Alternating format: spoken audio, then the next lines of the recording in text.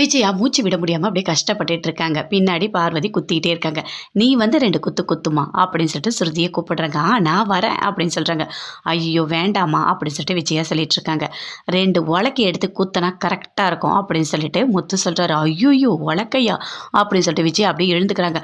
அப்பா மூச்சு விட முடிஞ்சுது, இப்போ தான் சரியாயிடுச்சு நான் நல்லா ஆயிட்டேன் அப்படின்னு சொல்லிட்டு விஜயா சொல்கிறாங்க. அப்பா முடிஞ்சுதா, இனிமேவாது வயசுக்கு தகுந்த மாதிரி சாப்பிடு, கண்ட நேரத்தில் கண்டதை சாப்பிடாத அப்படின்னு சொல்லிட்டு அண்ணாமலை சொல்கிறாரு. சரி போங்க, போய் வேலை இருந்தால் போய் பாருங்க அப்படின்னு சொல்கிறாரு. வீட்டில் விஜயா இருக்காங்க. அப்போ தான் சுருதியோட அம்மா வீட்டுக்கு வராங்க. வாங்க சம்மந்தி வாங்க அப்படின்னு சொல்லிட்டு உட்கார வைக்கிறாங்க. என்ன இல்லை, தாலி பிரித்து கோக்குற ஃபங்க்ஷனுக்கு தேவையான எல்லா ஏற்பாடும் நான் பண்ணிட்டேன், ஆனால் ஒரே ஒரு கண்டிஷன் அப்படின்னு சொல்கிறாங்க. என்ன அப்படின்னு சொல்லிட்டு விஜயா கேட்குறாங்க. இல்லை முத்து மட்டும் அந்த ஃபங்க்ஷனுக்கு வராமல் இருந்தால் நல்லாயிருக்கும் அப்படின்னு சொல்கிறாங்க. அப்படியா, சரி நான் வீட்டில் எல்லார்கிட்டே சொல்கிறேன் அப்படின்னு சொல்லிட்டு விஜயா சொல்கிறாங்க. சரி நான் போயிட்டு வர சம்மந்தி அப்படின்னு சொல்லிட்டு அங்கேருந்து கிளம்புறாங்க. விஜயா யோசிக்கிறாங்க, எப்படியாவது முத்துவை தடுக்கணுமே அப்படின்னு சொல்லிட்டு அண்ணாமலை வந்து உட்கார்றாரு. அவர்கிட்ட பேசுகிறாங்க. இங்கே பாருங்கள், உங்கள் டிஷர்ட் ரொம்ப அழகாக இருக்குது, நான் ஒன்று அயன் பண்ணி தரட்டுமா அப்படின்னு சொல்லிட்டு விஜயா சொல்கிறாங்க. என்னது, என் டிஷர்ட்டை நீ அயன் பண்ணி தரியா? ஏதோ சொல்லணும்னு நினைக்கிற சொல்லு அப்படின்னு சொல்லிட்டு அண்ணாமலை சொல்கிறாரு. இல்லைங்க, சுருதியோட அம்மா வந்துட்டு போனாங்க. ஓ அப்படியா, சரி என்ன சொன்னாங்க அப்படின்னு சொல்லிட்டு அண்ணாமலை கேட்குறாரு. இல்லை தாலி பிரித்து கோக்குற ஃபங்க்ஷனுக்கு தேவையான ஏற்பாடையெல்லாம் பண்ணிட்டாங்களாம். சரி, ஆனால் அந்த ஃபங்க்ஷனுக்கு முத்து வேண்டாம் அப்படின்னு நினைக்கிறாங்க. என் பையனை வேண்டான்னு நினைக்கிறதுக்கு அவங்க யார் அப்படின்னு சொல்லிட்டு அண்ணாமலை சொல்கிறார். என் பையனோட ஃபங்க்ஷன் அவன் கண்டிப்பாக அண்ணன் கலந்துப்பான் அப்படின்னு சொல்கிறார். இல்லைங்க, அவன் வேண்டாங்க, அவன் சும்மா ஏதாவது ஒரு பிரச்சனை பண்ணிகிட்டே இருக்கான், எந்த ஃபங்க்ஷன்லையும் ஒரு நிம்மதியாகவே இருக்க முடிய மாட்டேது அப்படின்னு சொல்லிட்டு விஜயா சொல்கிறாங்க. அதை கேட்டோடனே மீனாக்கு பயங்கரமாக கோவம் வருது. அப்படியே கிட்ட வராங்க. என்ன பேசிகிட்டு இருக்கீங்க, எதுக்காக நீங்கள் அவர் வர வேண்டான்னு சொல்கிறீங்க அப்படின்னு சொல்லிட்டு மீனா கேட்டுட்டு இருக்காங்க. அதுக்குள்ளே கரெக்டாக வராரு முத்து, நிற்கிறாரு. நடந்த எல்லாத்தையுமே மீனா சொல்கிறாங்க. அப்படியா, சரி நான் போகக்கூடாதா அப்படின்னு சொல்லிட்டு முத்து சொல்கிறார். அதுக்குள்ளே ரோகிணி மனோஜ் எல்லாருமே நின்றுட்டு இருக்காங்க. தோ பணத்தை எடுத்துகிட்டு ஓடினவன், திருட்டு கல்யாணம் பண்ணவன், இவன்லாம் வந்து முன்னாடி நிற்கலாம், நான் வரக்கூடாதா அப்படின்னு சொல்லிட்டு முத்து கேட்குறாரு. அதுக்கு ரோகிணி சொல்கிறாங்க.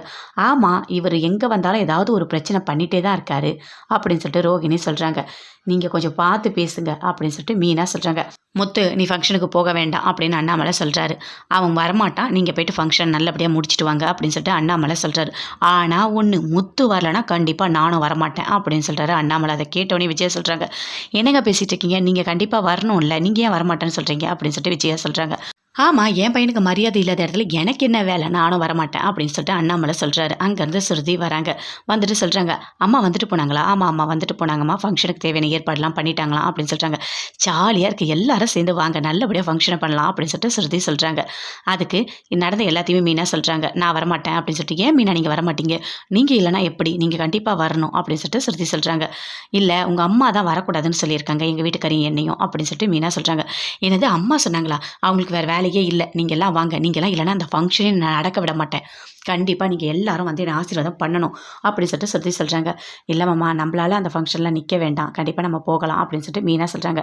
சரிம்மா, நீ சொல்கிறேன்றதுக்காக முத்து மீனா எல்லாருமே சேர்ந்து வரணும் இந்த ஃபங்க்ஷனுக்கு, அப்போ தான் நானும் வருவேன் அப்படின்னு அண்ணாமலை சொல்கிறாரு. சரிப்பா நீங்கள் சொன்னால் நானும் வரேன் அப்படின்னு சொல்லிட்டு முத்து சொல்கிறாரு. எல்லாருமே ரொம்ப சந்தோஷமாக இருக்காங்க. விஜயாவுக்கு மட்டும் பயங்கரமாக கோவம் வருது. அப்படியே ஃபோன் பண்ணுறாங்க. ஃபோன் பண்ணி சொல்கிறாங்க. இங்கே பாருங்கள், முத்து வந்து ஃபங்க்ஷனுக்கு வரானா, நான் வீட்டில் எல்லார்கிட்டையும் பேசி பார்த்துட்டேன், ஆனால் யாருமே ஒத்துக்கலை, என் பேச்சை யார் கேட்குறா அப்படின்னு சொல்லிட்டு விஜயா சுருதியோட அம்மா கிட்ட சொல்கிறாங்க. சரி என்ன பண்ணுறதுனே தெரியல, சரி பார்த்துக்கலாம் அப்படின்னு சொல்லிட்டு ஃபோனை கட் பண்ணிட்டாங்க. ரொம்ப சந்தோஷமாக வீட்டில் சிரிச்சிட்டே இருக்காங்க. ஏன் என்னாச்சு உனக்கு இப்படி சிரிச்சிட்ருக்க அப்படின்னு சொல்லிட்டு சுருதியோட அப்பா கேட்குறாரு.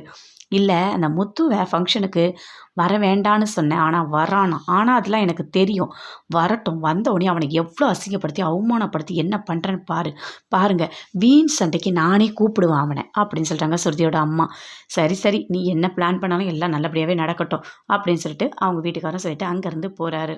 ரோகிணி பார்லரில் இருக்காங்க. அப்போ அவங்க அம்மா வராங்க. வந்துட்டு உன்னை பார்க்கணும் அப்படின்னு சொன்னோடனே வெளியே வந்து பார்க்குறாங்க. பணம் கொடுக்குறாங்க. இந்தா இதில் இவ்வளோ பணம் இருக்குது, நீ தேவையான சரடை வாங்கிக்கோ, தாலி பிரித்து கோக்கும்போது நீ சரடு தான் போடணும் அப்படின்னு சொல்லிட்டு பணத்தை கொடுக்குறாங்க. அந்த பணத்தை ரோகிணி வாங்கிட்டு சரிம்மா உள்ளே உட்காரு அப்படின்னு சொல்லி பேசிகிட்டு இருக்காங்க. அதுக்குள்ளே வெளியே விஜயா நிற்கிறாங்க. ஐயோ என்ன இது, அத்தை வந்துட்டாங்களே, இப்போ என்ன பண்ணுறது, அம்மா வேறு உள்ளே இருக்காங்களே, வந்தால் நல்லா மாட்டிப்போமே அப்படின்னு சொல்லிட்டு ரோகிணி யோசிக்கிறாங்க. சரி நம்ம வெளியே போய் சமாளிச்சிடலாம், அம்மா நீ வெளியே வராத உள்ளே இரு, எங்கள் மாமியார் வந்திருக்காங்க அப்படின்னு சொல்லிட்டு ரோகிணி அப்படியே வெளியே போகிறாங்க. என்ன ரோகிணி என்ன பண்ணிகிட்டு இருக்க அப்படின்னு சொல்லிட்டு விஜயா கேட்குறாங்க. இல்ல அத்தை உள்ள கிளையண்ட் இருந்தாங்க. அவங்கலாம் பார்த்துக்கிட்டு இருந்தேன் அப்படின்னு சொல்லிட்டு ரோகிணி சொல்றாங்க. என்ன இவ்வளோ தூரம் வந்திருக்கீங்க? அப்படின்னு சொல்லிட்டு. இல்லம்மா உங்ககிட்ட பேசணும்னு தோணுச்சு. அதனால தான் நான் வந்தேன் அப்படின்னு சொல்லிட்டு விஜயா சொல்றாங்க. ஓ! அப்படியா? சரி இங்கேயே இருங்க அத்தை. இதோ வந்துடுறேன் ஒரு நிமிஷத்துல அப்படின்னு சொல்லிட்டு உள்ள போறாங்க. அம்மா நீ அங்கேயே இரு. முடிஞ்சா நீ வீட்டுக்கு போறதுனா போயிடு. நான் வரதுக்கு லேட் ஆகும். நான் அத்தை கூட போறேன் அப்படின்னு.